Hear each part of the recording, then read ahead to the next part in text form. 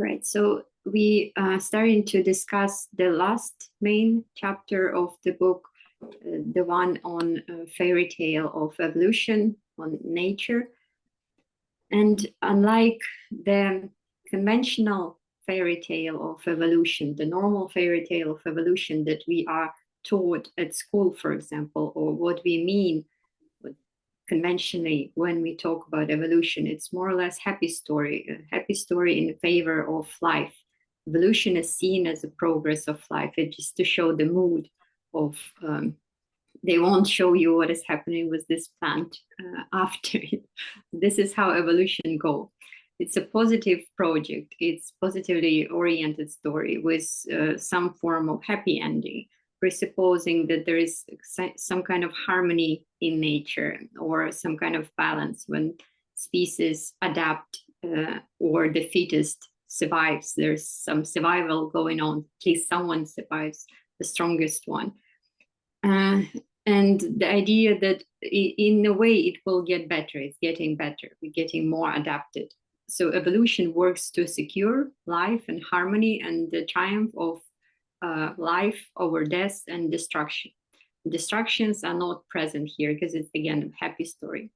It is said in a way that the evolution, the fairy tale of evolution, comes to substitute a fairy tale of that involves God, the religious perspective, which was more maybe optimistic and pleasant than this one.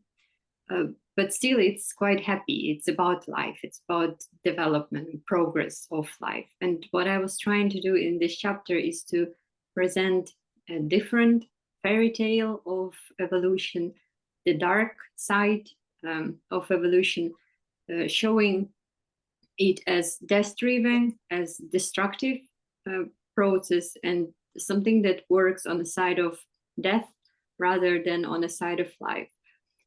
As monstrous, as elaborating itself through failures, it's failing itself, and species as monstrous creatures that die, yet this instinct.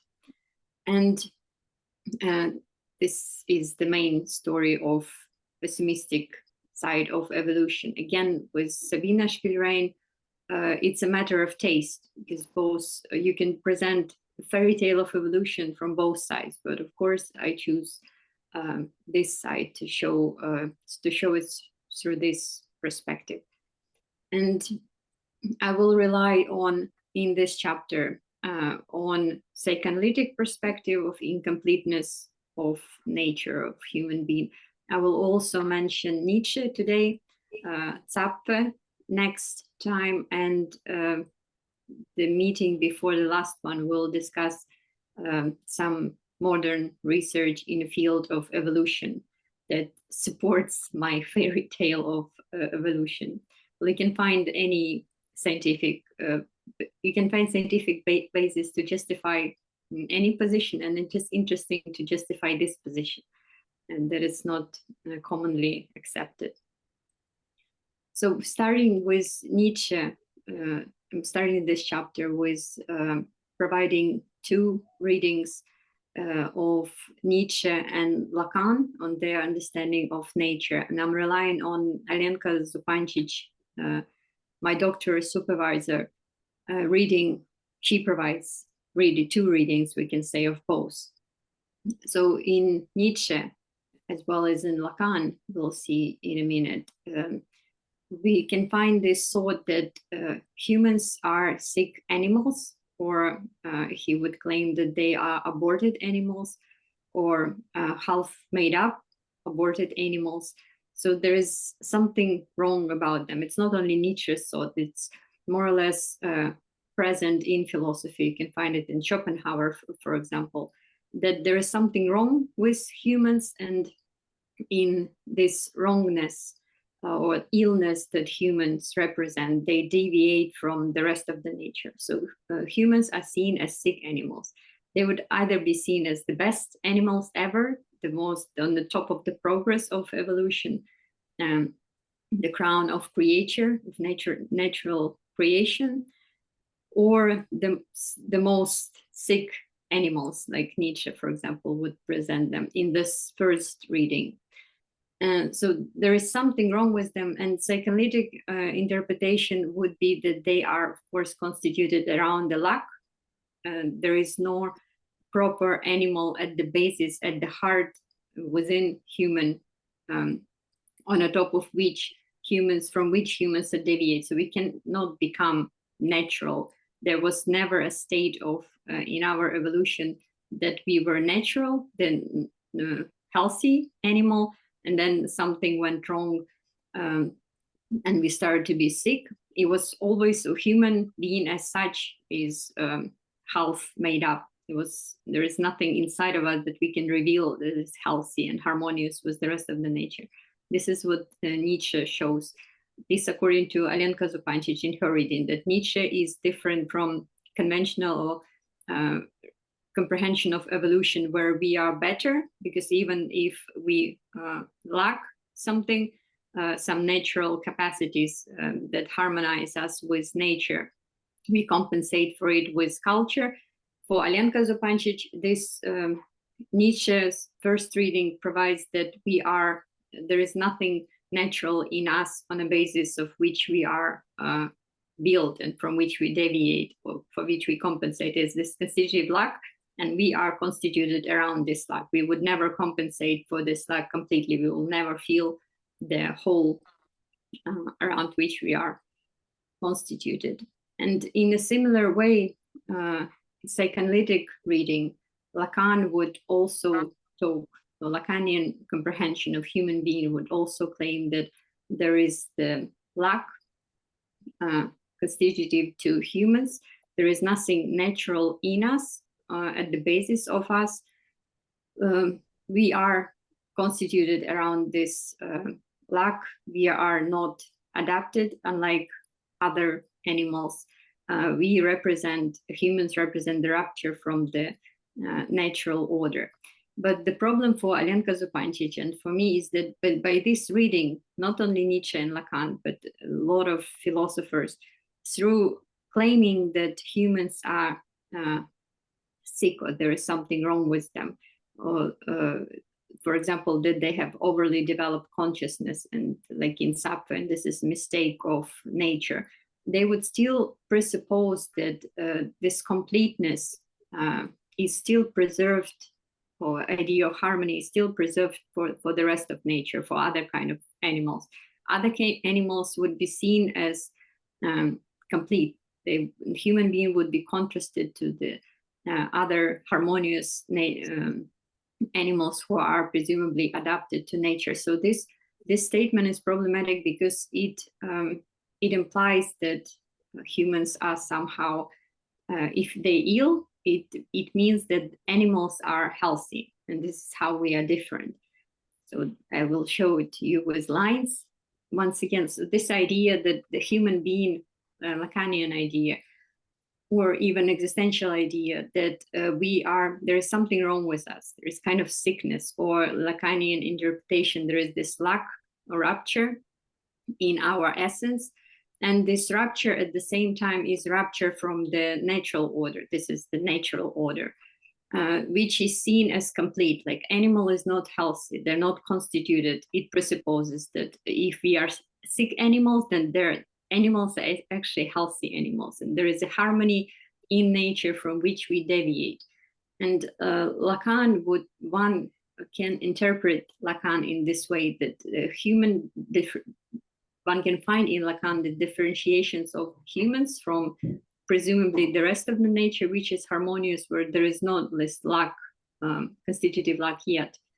When he would talk of a death drive as the entrance into symbolic order, for example, the rupture happens from the natural order through entering symbolic order, which presupposes that in the rest of the nature, it's not constituted around the lack. So animals would be seen here as not sick, as perfect, harmonious, adapted to nature. There is nothing wrong with them. There is no inner crack that constitutes them. And this is in similar, this first reading of Nietzsche is also similar, that it presupposes that animals are healthy, harmoniously adapted to nature. They exist in nature without any rupture from nature, harmoniously adapted. And in conventional understanding of nature, we also think of nature as something natural, unlike human beings who are unnatural. So there's something, we are sickness, and the natural order is health, and we deviate from health, and we need to be more harmonize ourselves with the nature somehow. So this is not only psychoanalytic, but like conventional understanding of nature, like harmony. And the death drive would operate, the idea of the death drive would be one of the things that in psychoanalytic conceptions would constitute human exception. So it would be seen as belonging to humans, and through this, or through jouissance as something that belongs to humans and differentiate them from other animals. There is something wrong with us in a form of death drive or in a form of jouissance that differentiates us from animals. But this chapter aims to show the rupture that constitute both human and animal. And this is the second reading of Nietzsche and of Lacan that Alenka Zupancic provides. She starts with Zizek's idea of general incompleteness of reality. And if reality as such is incomplete, therefore it means that both nature and humans are incomplete. So we are not, nature as such can be seen as death-driven, as constituted around the rupture, around the lack, non-coincidence with itself.